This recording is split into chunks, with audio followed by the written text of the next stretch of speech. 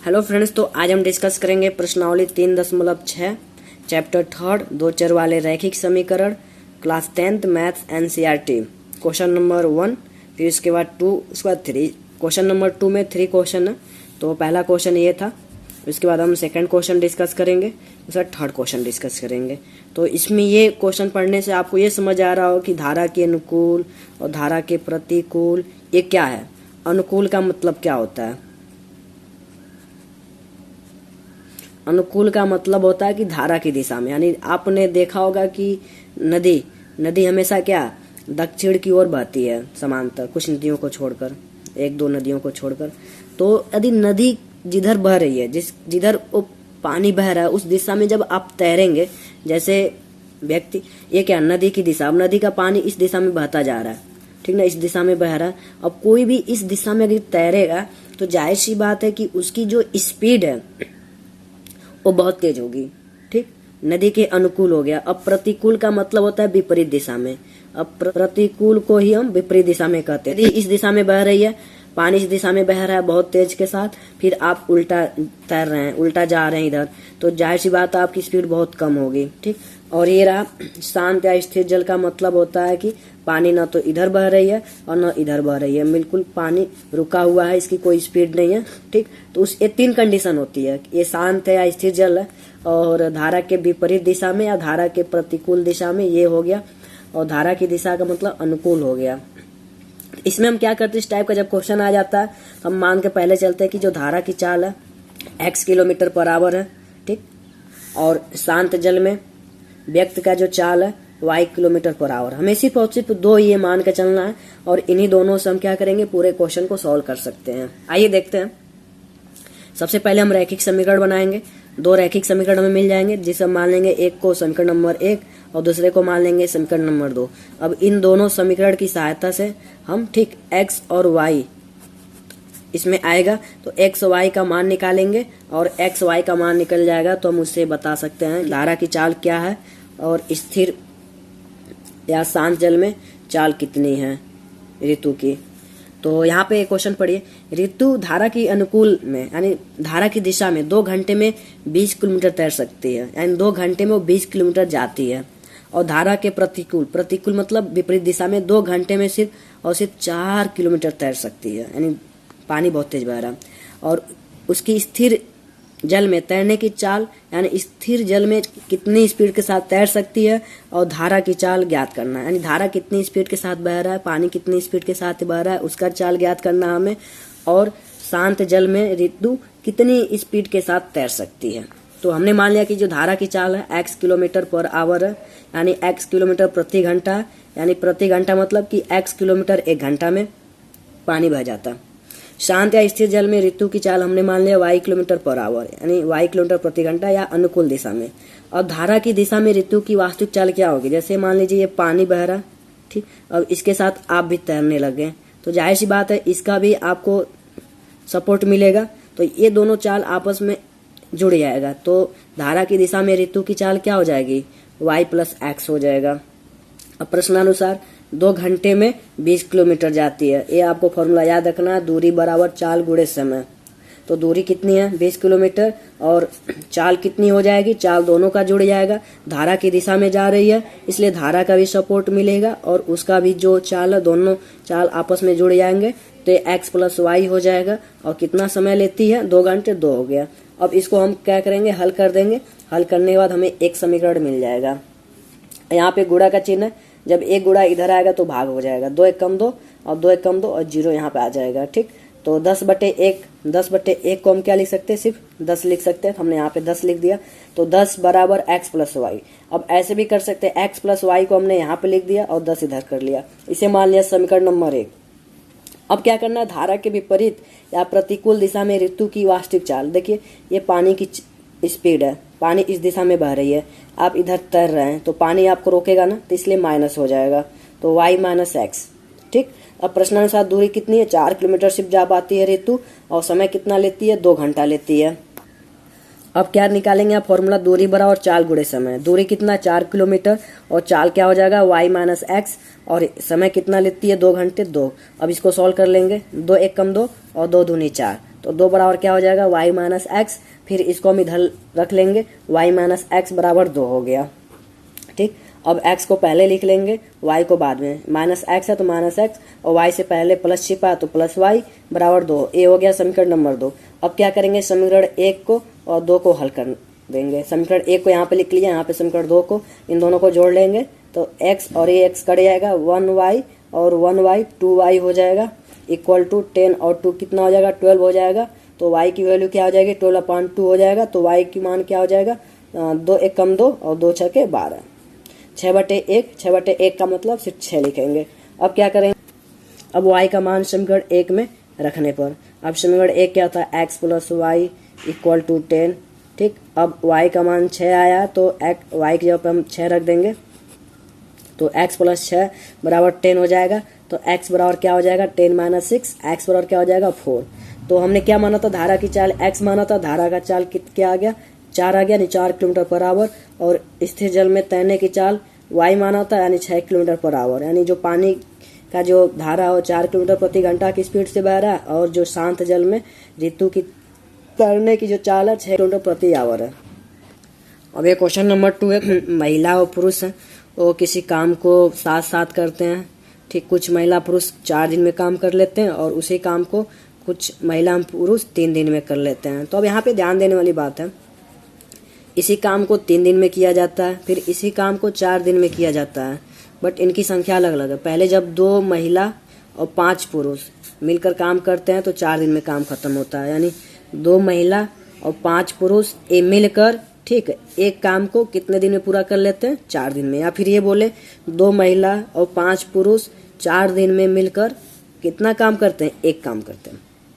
ठीक उसी प्रकार 3 महिला और 6 पुरुष 3 दिन में मिलकर एक काम करते हैं। तो 3 महिला 6 पुरुष 3 दिन में एक काम करते हैं।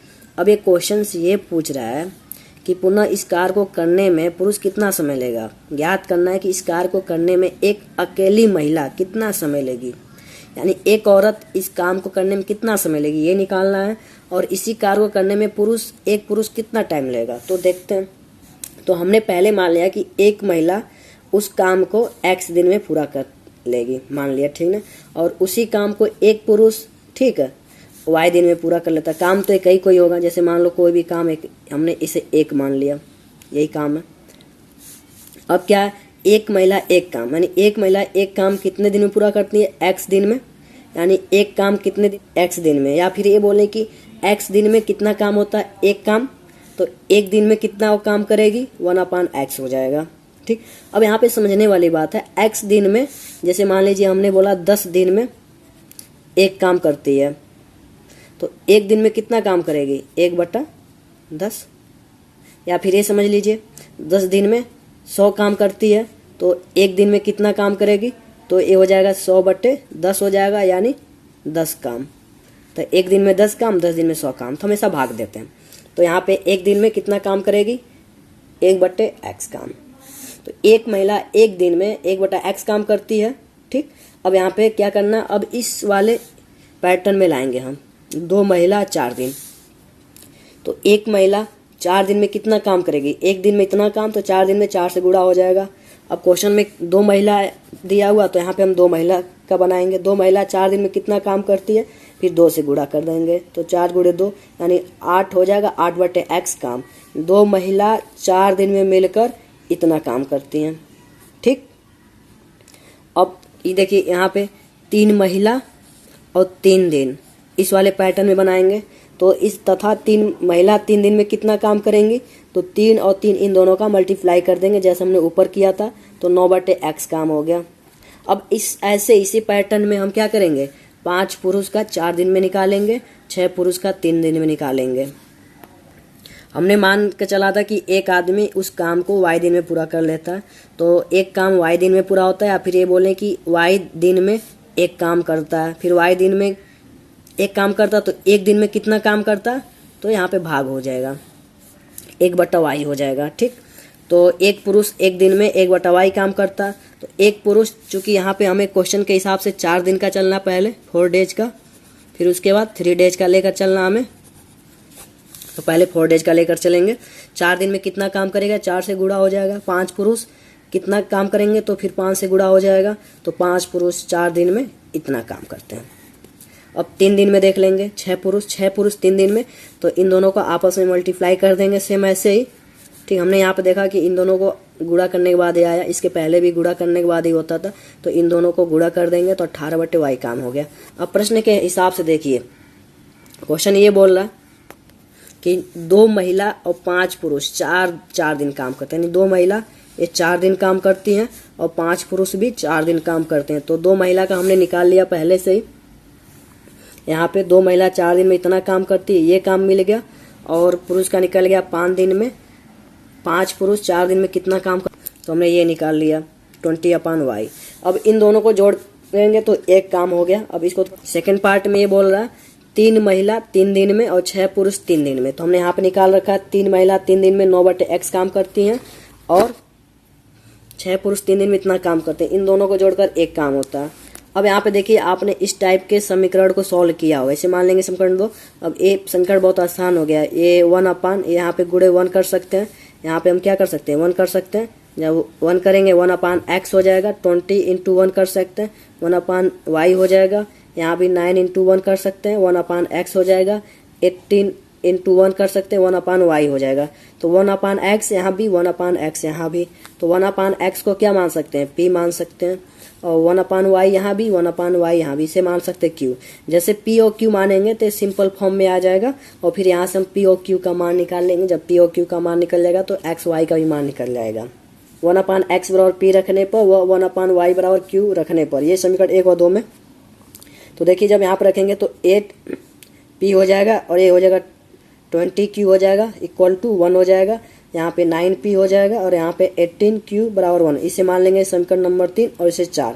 अब इस हम विलोपन विधि से सॉल्व करेंगे, तो विलोपन विधि ये बोलता है या तो p या तो q, इन दोनों में से किसी एक गुणांक आपस में बराबर होने चाहिए। यहाँ p 8 है, यहाँ 9 है, नहीं बराबर है। q का देखते हैं, q में 20 है और ये 18 है, ये भी नहीं बराबर है। तो अब क्या करेंगे, देखिए ईजी है।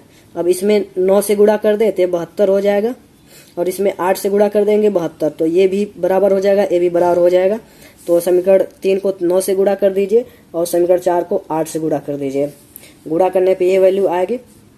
अब इनको घटा देंगे, यहाँ पे माइनस आ जाएगा, अभी माइनस आ जाएगा, ये कट जाएगा, और फिर इनको सॉल्व करेंगे तो ये हो जाएगा आपका 36q बराबर क्या हो जाएगा 1 हो जाएगा, और q बराबर क्या हो जाएगा 1/36 हो जाएगा।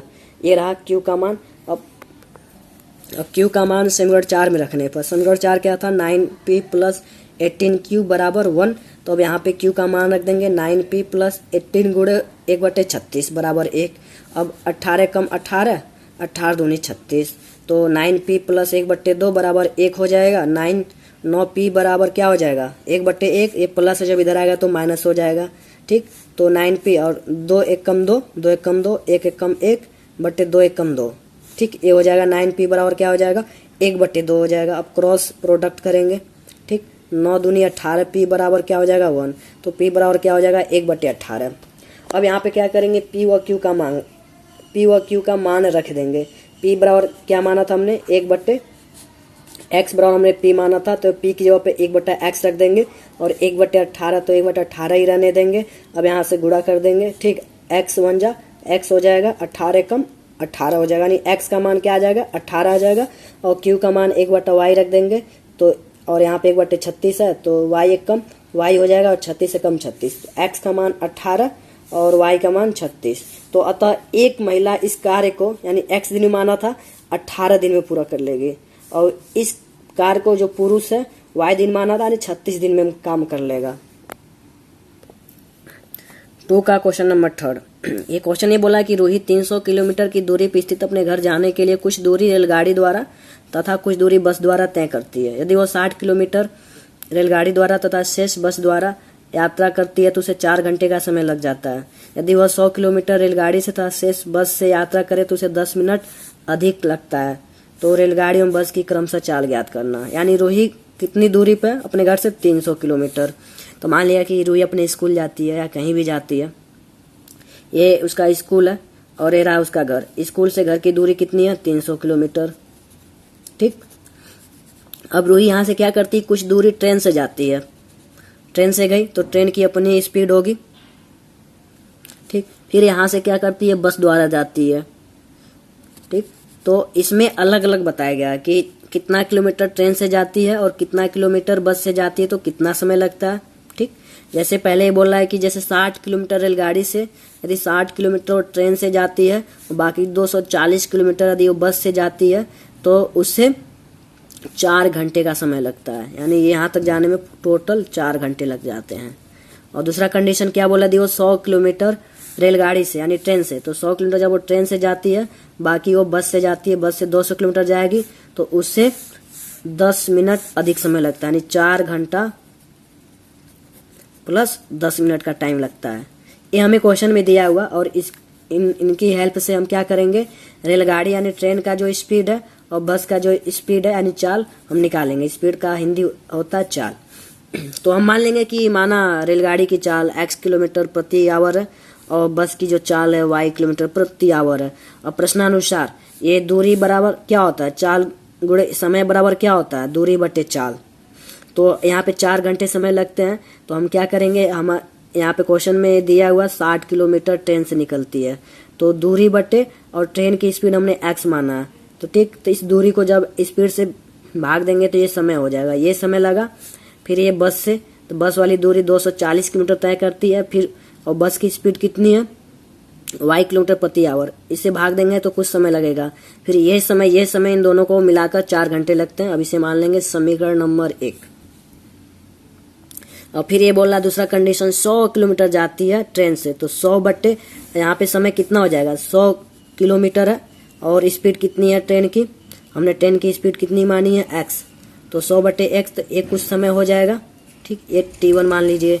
फिर ये 200 किलोमीटर है, जब 200 को y से भाग देंगे तो ये कुछ समय हो जाएगा। इस समय को जोड़ेंगे तो 4 घंटा 10 मिनट लगता है। तो वही हम यहाँ पे करेंगे 100/x plus 200/y equal to 4 घंटे, और 10 को हमने 60 से इसलिए भाग दिया क्योंकि ये घंटा में है और ये 60 से भाग नहीं देंगे तो मिनट में रह जाएगा, तो इसको भी घंटा में बदलने के लिए 60 से भाग दे देंगे।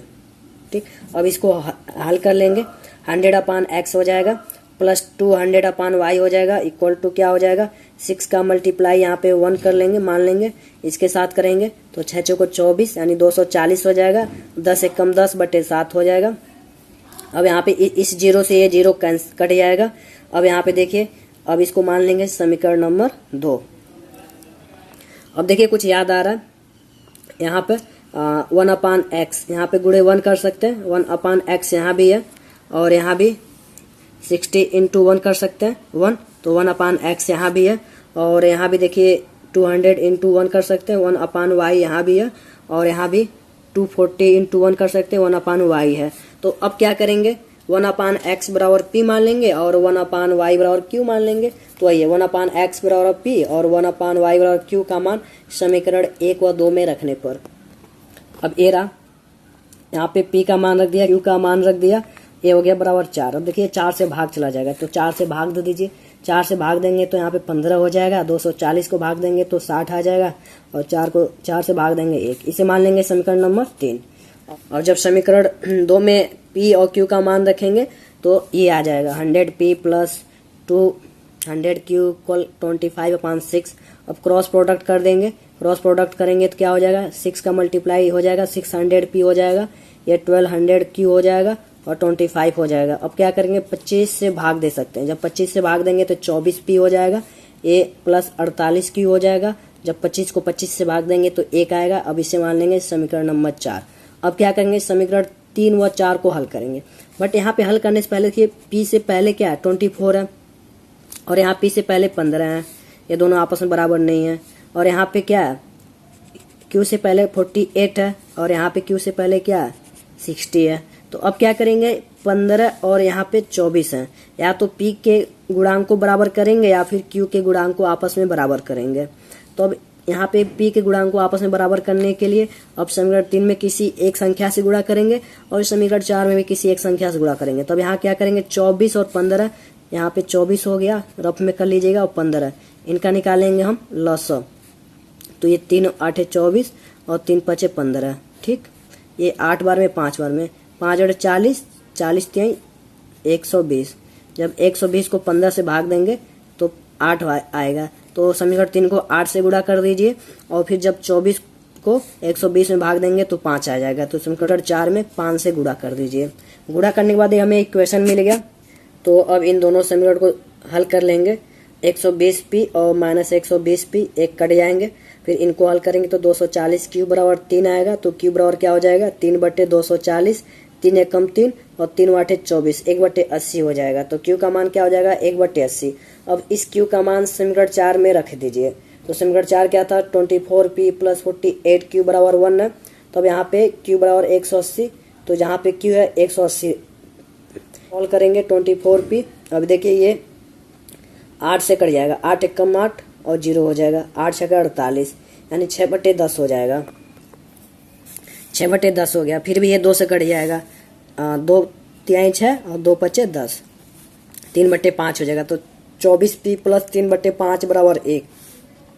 अब क्या करेंगे इस संख्या को इस संख्या के पास ले जाएंगे तो 24p बराबर 1/1 माइनस 3/5 हो जाएगा। तो 24p बराबर क्या हो जाएगा 5 एकम 5 और 3 एकम 3 हो जाएगा, 5 एकम 5 हो जाएगा। तो हो जाएगा 2/5 24p। तो p बराबर क्या हो जाएगा 2/5 गुणे 24 हो जाएगा। यहाँ पे गुणा है, इधर आएगा तो भाग हो जाएगा और 2 एकम 2 और 2 एकम 2 दूनी 4। तो p का मान 1/60 हो गया। अब क्या करेंगे p व q का मान क्रमशः रख देंगे। यहाँ पे p बराबर क्या निकला था 1/60 है। तो अब p का मान क्या माना था 1/x। तो p की जगह पे 1/x रख देंगे और q बराबर 180 है तो 180 कर दिया और q बराबर 1/y माना था 1/y हो गया। अब यहाँ पे क्रॉस प्रोडक्ट करेंगे तो x का मल्टीप्लाई 1 के साथ करेंगे, x हो जाएगा और 60 1 जा 60 हो जाएगा। x की वैल्यू 60 आ गई और यहाँ पे y 1 जा y हो जाएगा, 80 1 जा 80 हो जाएगा। तो y की वैल्यू 80 हो गई। अतः रेलगाड़ी की चाल हमने x मानी थी और x का मान 60 आ गया, तो 60 किलोमीटर/आवर हो गया। और बस की चाल हमने y मानी थी, y का मान 80 आएगा तो 80 किलोमीटर/आवर। इसको लिखना मत भूलिएगा आप लोग। अगर आप इसको नहीं लिखते हैं तो आपका नंबर 0 हो सकता है।